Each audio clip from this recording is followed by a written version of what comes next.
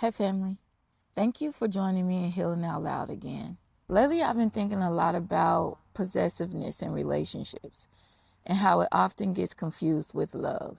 I see it all the time, online and in real life. And it's made me reflect on how easily control gets mistaken for care and possession gets mistaken for devotion. A lot of us say we want unconditional love. A lot of us say we love unconditionally. Yet, when you really look at it, our love comes with conditions. Don't do this. Don't engage here. Don't make me uncomfortable. At that point, is it unconditional love? Or is it control dressed up as love? Possessiveness is often justified as care. People say, I just care so much, or I'm just being protective. There's a difference between protection and possession.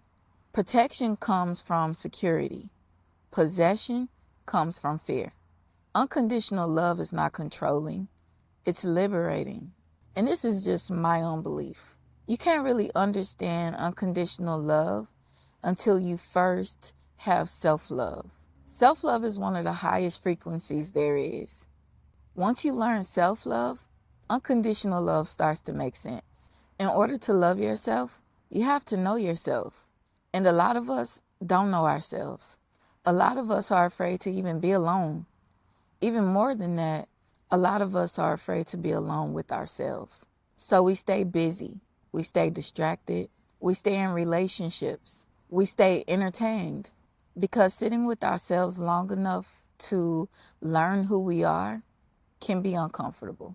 A lot of us don't know why we do what we do, why we become possessive, why we try to control, why freedom feels threatening instead of safe. Instead of operating from liberation, we operate from fear. That fear can be conscious or unconscious. It comes from experiences. It comes from trauma. For some of us, it started in childhood. And for some of us, it comes from relationships we experienced as adults. It comes from experiences that taught us abandonment. Experiences that taught us betrayal. Experiences that taught us that love could be taken away at any moment. So fear turns into control, because control feels safer than trust when you haven't yet healed what it was that made you afraid in the first place. Unconditional love doesn't cage people. It doesn't monitor them. It doesn't try to manage their humanity.